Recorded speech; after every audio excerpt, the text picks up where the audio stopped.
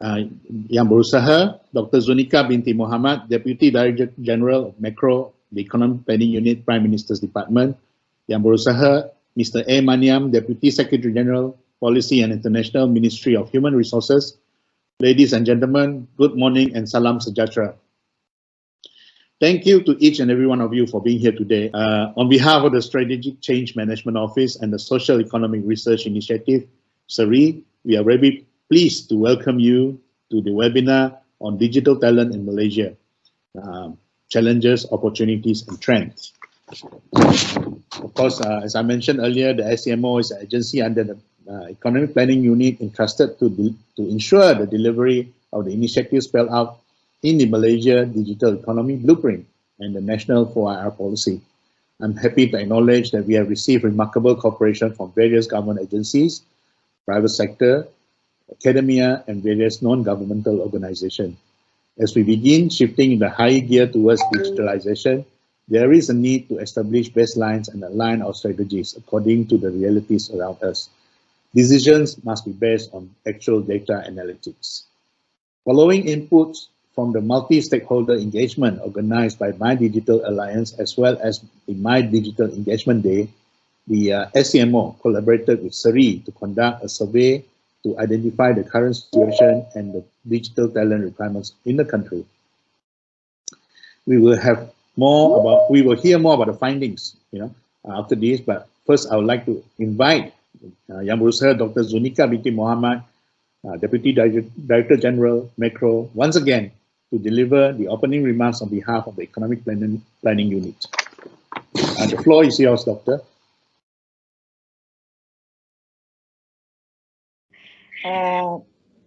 First of all, Mr. Maniam Armuga, Deputy Secretary General, Policy and International, Ministry of Human Resources. Mr. Fabian Bigger, CEO of SCMO, EPU. Dr. Hilmi Haja Maidin, CEO of SERI. Esteemed panel guests, Dr. Sumitra Nair, Vice President and Head, Digital Skills and Jobs, Malaysia Digital Economy Corporation.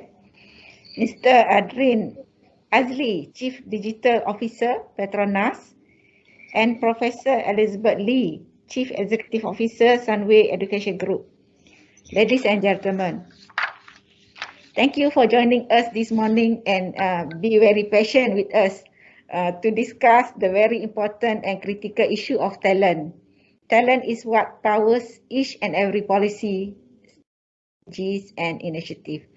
It is the fuel that drives the growth that we seek. As we are aware, the Malaysia Digital Economy Blueprint and the National 4IR Policy chart the nation's path towards inclusive, balanced, responsible and sustainable socio-economic development. And talent is what will enable us to walk that path. The challenges of the ongoing pandemic throw harsh light on the urgency and importance of our socio-economic transformation to one that is driven by digital and 4IR technologies. This is not just necessary for achieving longer-term growth and development targets, but is crucial for survival in a rapidly evolving environment, shaped by innovation and intense competition. It takes a whole lot of efforts to realize this socio-economic transformation, involving multiple stakeholders, spanning a range of sectors, and requiring numerous courses of action. Recognizing this, the Malaysia Digital Economy Blueprint and the National 4IR Policy, which form our guiding documents for socio-economic transformation, set out a total of 10 policy thrusts, 38 strategies, 80 national initiatives, and 88 sectoral initiatives. These are organized under 6 key thematic clusters. And it is one of these thematic clusters which is our focus of today, namely talent. Although it is but one of the 6 clusters that form the focal points for initiatives and strategies under the Malaysia Digital Economy Blueprint and the National 4IR Policy, it is a critical enabler across all the clusters.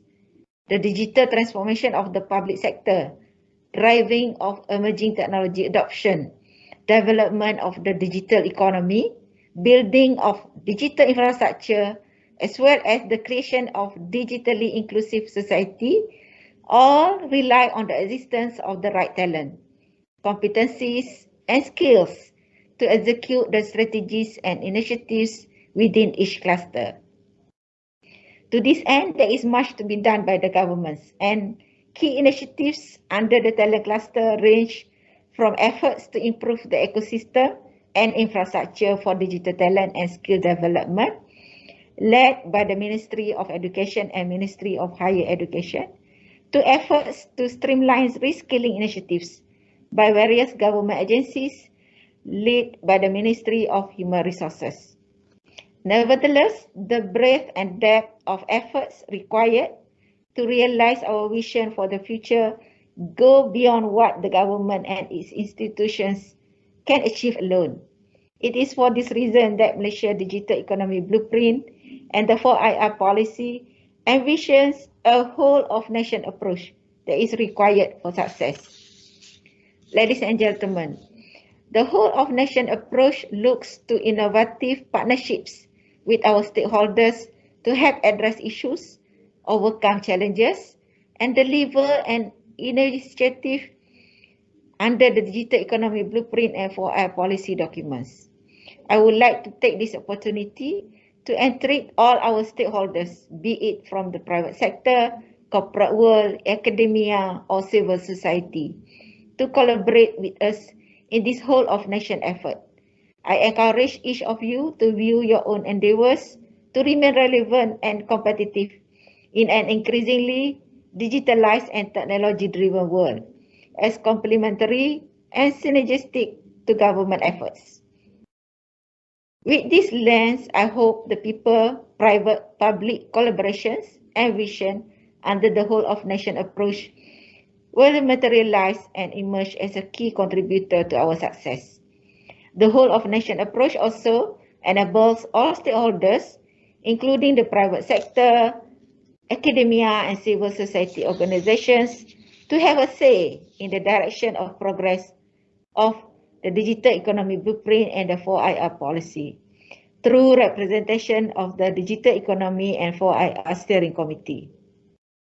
This is, however, just one of many ways in which we receive inputs and feedback. The recent talent survey conducted by SCMO and SERI, the results of which I understand will be shared shortly, is but one example of an additional avenue through which we seek to build a clearer picture of the exact actions needed to meet talent developments. The survey, as well as platforms such as today's forum, should be seen as an extension of your ability to add your voices to the guidance we heed as we navigate the path set under our digital economy and 4IR policy. While it is important to meet talent developments, the development of talent armed with the skills and prepared with the competencies required to thrive in an evolving, increasingly technology-driven job market is also a target in itself. Addressing and understanding talent supply and matching it with talent demand, aligned to the intended direction of socio-economic development, is part of the intended outcome of the Malaysia Digital Economy Blueprint and the 4IR policy. Today's deliberations and consequent initiatives will form the starting point to broaden discussions and engagement to address not just demand needs but also supply challenges. Ladies and gentlemen, I am pleased to see so many of you here today, despite the challenge that we are facing earlier. And I look forward to the sharing of views and knowledge on key issues to be discussed today. I see this as a precursor to deeper engagement and collaboration among key participants in our society and economy. And thank you for joining me in making this small step toward implementing a whole-of-nation approach. Returning to the theme of today's forum, I would like also to commend those leading each of the thematic clusters under our digital economy and 4IR policy for taking up the challenges. The Ministry of Human Resource leads the change in the talent cluster, chairing discussions among colleges and heads of agencies, as well as providing guidance and support along the way.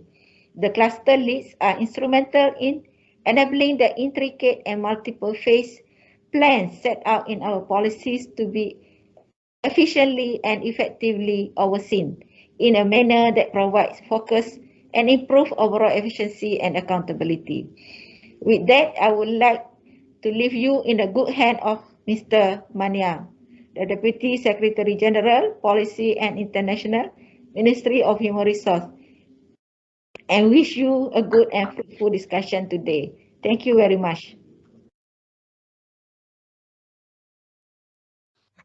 Yang Berusaha Dr. Zunika Muhammad, Deputy Director General, Macro Economic Planning Unit, Mr. Fabian Biga, CEO, Strategic Change Management Office, Dr. Helmi Hajamaidin, CEO, Social Economic Research Initiative, esteemed panelists, distinguished guests, ladies and gentlemen. A good morning to everyone. First and foremost, I would like to thank the Economic Planning Unit, as well as Strategic Change Management Office and the Social Economic Research Initiative for organizing today's forum to explore further on how to accelerate the development of digital talent in Malaysia. As evident today, the COVID-19 pandemic has impacted the global economy and accelerated the growth of the digital economy worldwide, including Malaysia. This change, however, was not only brought upon for post-pandemic recovery, but above all was in line with existing global roadmap towards fourth industrial revolution. We acknowledge the importance to shift to a digital economy to elevate Malaysia to be a better nation of sustainable growth while ensuring fair and equitable distribution across income groups, ethnics, and region. The shift of customer behavior towards digital channels, border controls in ensuring a successful and robust digital economy. We need to ensure that workers across industries can adapt to the rapidly changing working condition brought upon by digital transformation. In order to do so, we need to understand and meet emerging skills demand and empowering individuals to learn, unlearn, and relearn skill from the basis of a new learning and working ecosystem as a shared vision of talent.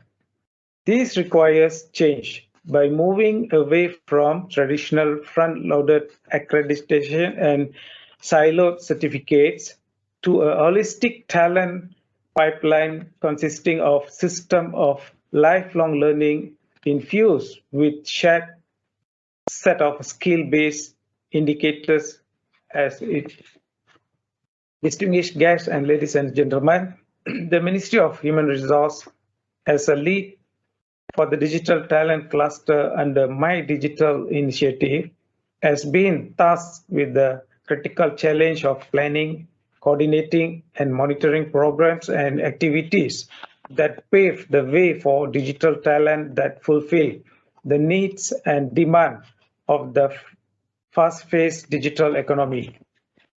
Guided by digital economy blueprint programs to realize our aspiration for Malaysia to be in the forefront in the global digital economy landscape.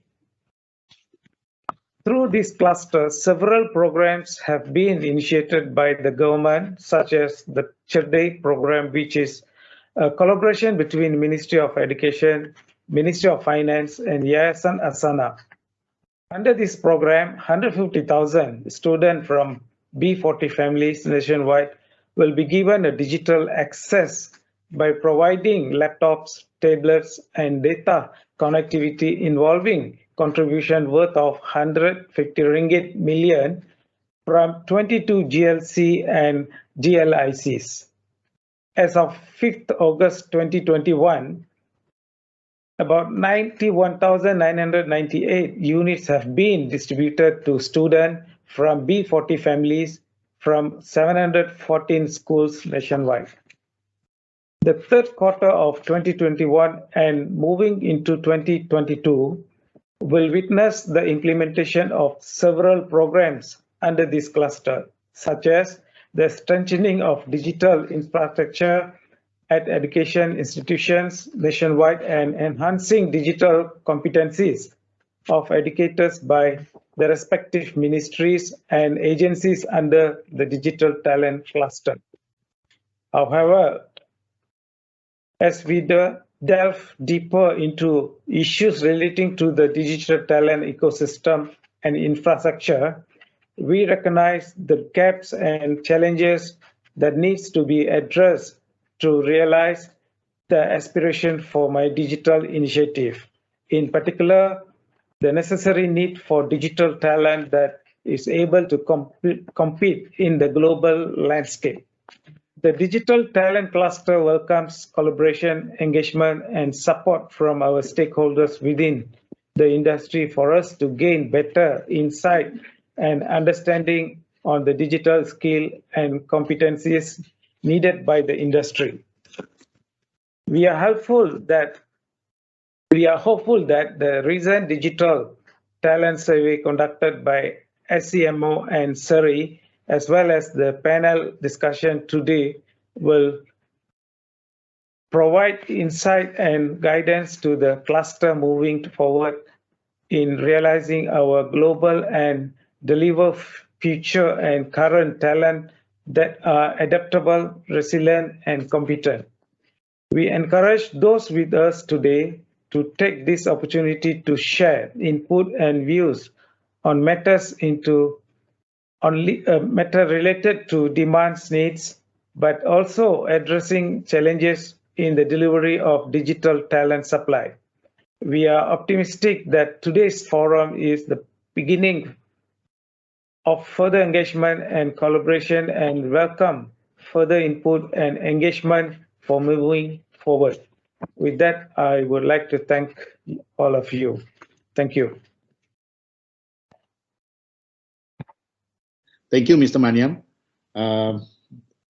Before I go further, I have two announcements to make. Due to the limitation of time, we will probably have to, reschedule our panel discussion to another forum that's happening this month. But then, no worry, we will give you the information. And because another agency has, graciously, allow us to actually write on their forum. And also, I have received a text from YB Dato Sri Mustafa, the former Minister of EPU. He wanted me to convey his deepest appreciation to all those who are involved in today's event and those who have attended this forum. This is just a message from him to my phone only a couple of minutes ago. Okay, back to the survey. The SCMO and SERI, we have conducted the survey as a means to obtain insights and seek views on the challenges faced in relation to digital talent as part of efforts to build agile and competent digital talent, a strategic thrust under the Malaysia Digital Economy Blueprint. Please note that it's not intended as an exhaustive academic exercise, but rather one that is of many means that we seek to engage our stakeholders to obtain insights to assist us as we collectively work towards transforming into a digitally driven high-income nation and a regional leader in digital economy. Next, I wish to invite my colleague, Ms. Adila Junid from SCMO to present the findings of the survey. Adila, please take it away. Hi, good morning.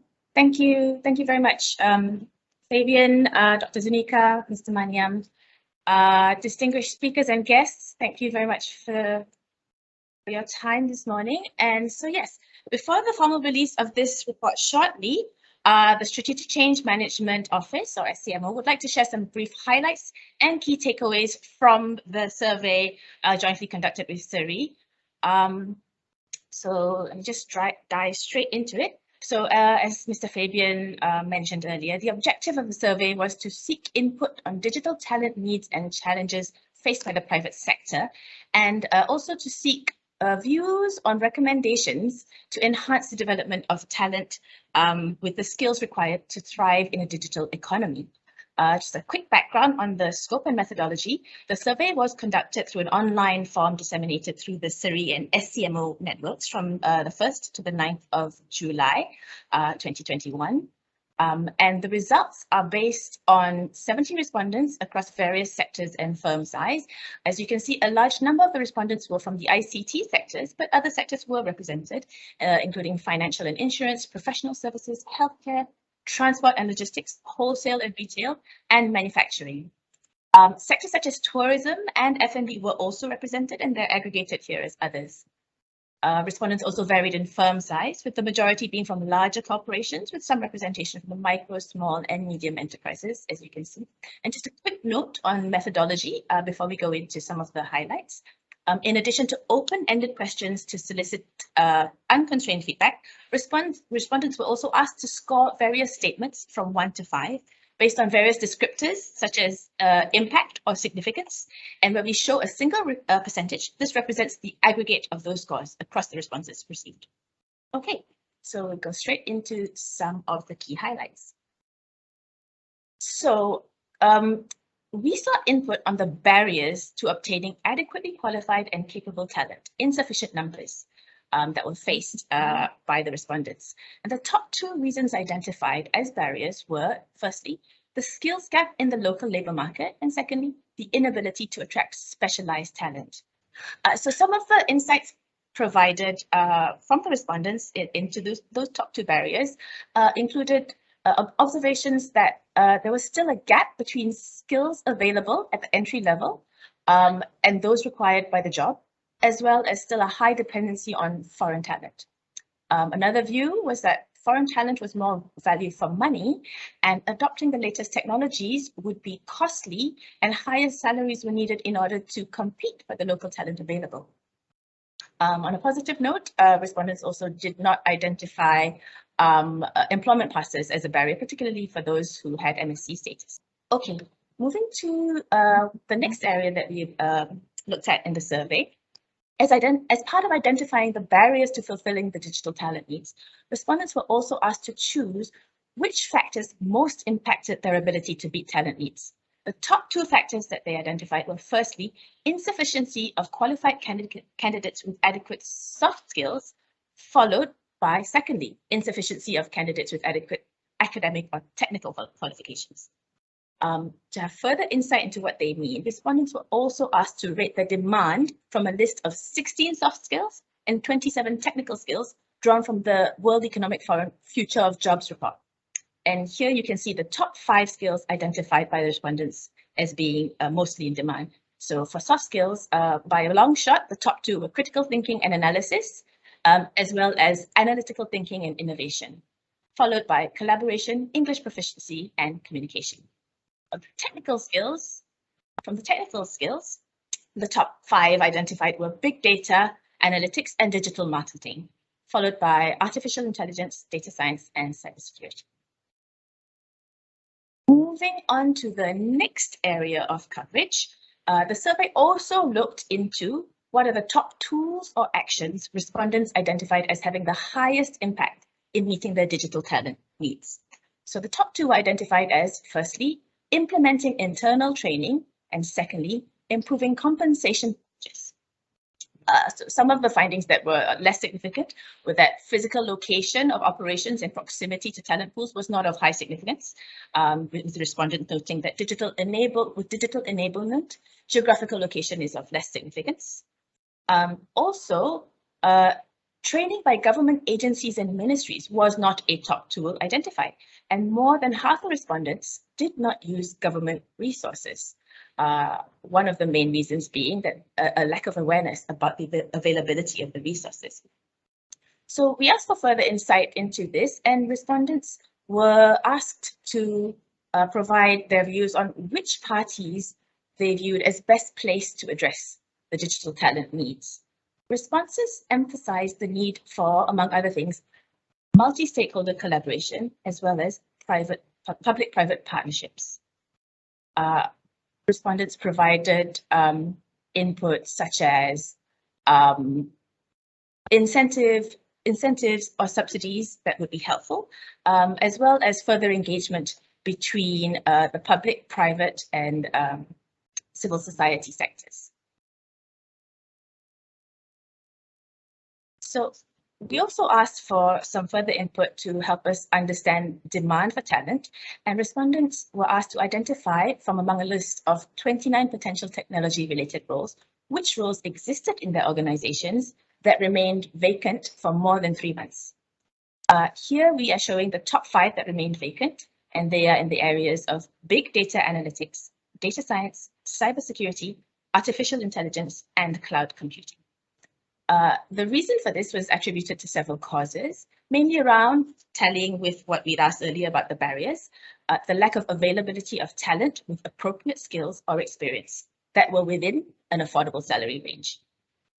Some additional observations included that institutions of higher learning did not have sufficient understanding of their needs, and SMEs in particular were unable to afford skilled talent and compete for the talent that they needed. Lastly, the survey actually just contained a lot more insights and information, and we'll be giving you information on how to access the full report later. But also, our survey invited respondents to freely provide suggestions and recommendations for improvement and development of digital talent. And we'd like to share some of the summaries of these views. We thank our respondents very much for taking the time to make these suggestions and recommendations. As an overview, some of the key suggestions included the need for greater engagement between the various stakeholders and to provide clarity on the available resources that were open to the various stakeholders, as well as leverage on public-private partnerships. In addition, improvements in education and training formed a key part of the recommendations. These included recommendations for the education system to respond better to the requirements of the industry, the need to transform the education system from as early as preschool to keep up with the needs of a changing economy, and the need for graduates to be more industry ready. Suggestions for that included more internships with technology companies, as well as more regular engagement with industry, and the elevation of technical vocational schools to be on par with universities.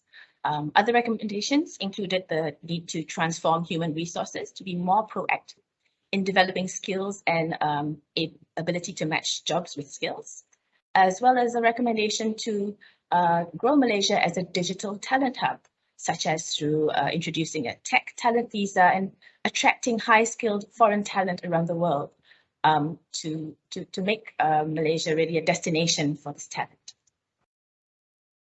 Okay, and lastly, even though this was not covered in the survey, we recognize that talent supply is a key part of the equation in addressing talent needs and building agile and competent digital talent in itself, which is an objective under the Malaysia Digital Economy Blueprint.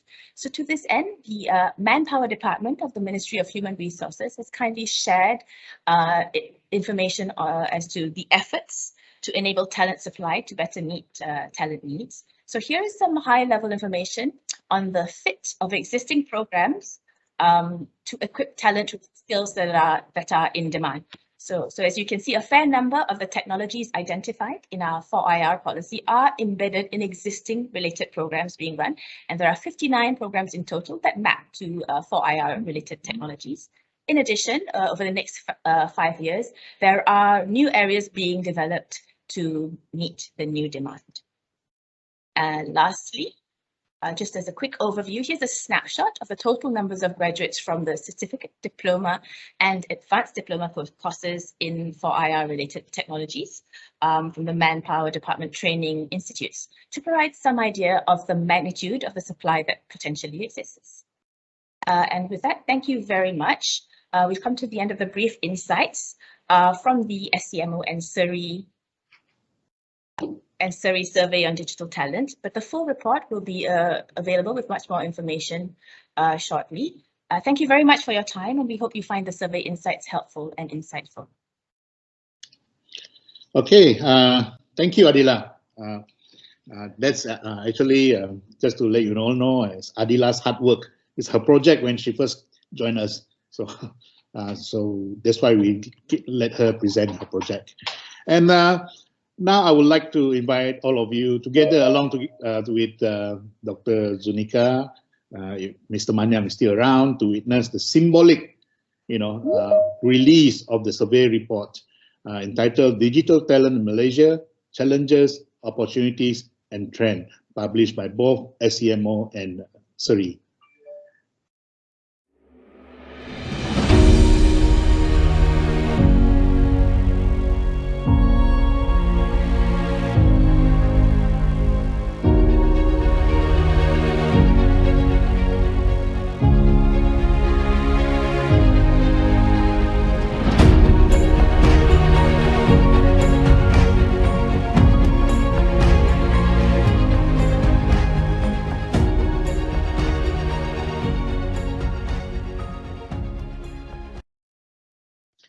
Okay, I guess that's the official release of the report. It can be downloaded later. As I mentioned earlier, we will actually have to postpone our panel discussions as the speakers will have to somewhere else, and we are short of time. But I will just let Dr. Helmi take on from here. Dr. Helmi. Hi, Assalamualaikum and good morning. First of all, apologies for the technical difficulties that we've been facing this morning. And of course, as a consequence of that, there's obviously a delay in terms of what's on the agenda. And I just don't think that it is fair for us to not take the opportunity to dissect the collective brains of our brilliant panelists who are meant to be here today. So our promise and our word to you is that we will reschedule this panel discussion and go into a much deeper dive as with regards to the issues that we highlighted in the study or in the report that was just launched. In the meantime, as mentioned before, it will be made available to all those who signed up as well as on the website. I think it is once again for me to say thank you to the panelists, Dr. Sumitra, Dr. Adrian, and also Professor Lee, in terms of them being here today and taking their time to spend with us this morning. But I would also like to pay tribute to Dr. Sri Mustafa Muhammad, because he's been working very hard behind the scenes. He's someone who believes that we should be working very hard collectively and holistically towards ensuring that digital skills is a basic right for everyone. And he is someone that I'm sure those who have worked with him, who have dealt with him, would agree is someone who's very open to feedback, both positive and negative.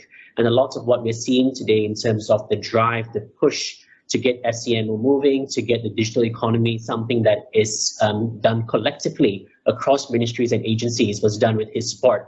So just to pay tribute to that, and I think he would agree with me when we say that things like evidence-based and policy building is above political issues, and we should strive to continue what we're doing irrespective of the political scenario out there.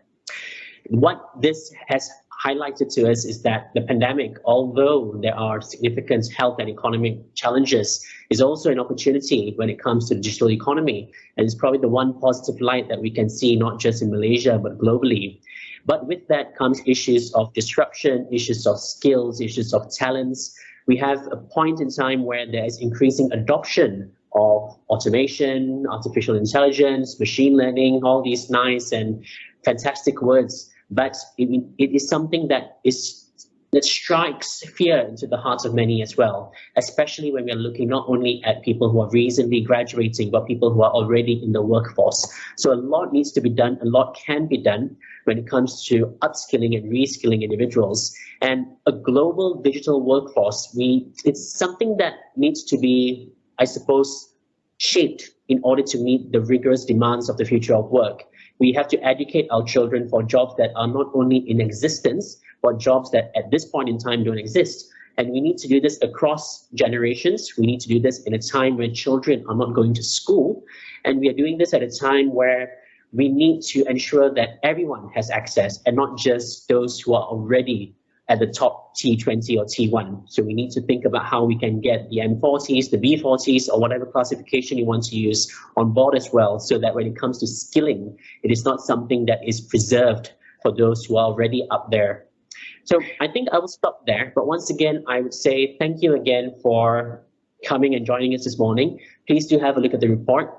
Thank you again to our panelists and to SCMO and EPU for hosting us today. And what I will inform everyone when the time comes is when the actual panel discussion will be rescheduled and information will be sent out then. So back to you, Fabian. Thank you. Thank you, Dr. Helmi. We have come to an end of the session, and on behalf of EPU and also the organizers, I would like to thank all of you for your participation. Of course, I would like to especially thank Dr. Zunika, Mr. Maniam for gracing this event. Please continue to support us as we march together to achieve our aspirations for a greater future. And we'll see you soon. Thank you again, once again, and thank you for being patient with us as we manage these, technological issues today. I'll see you again in another time. Thank you.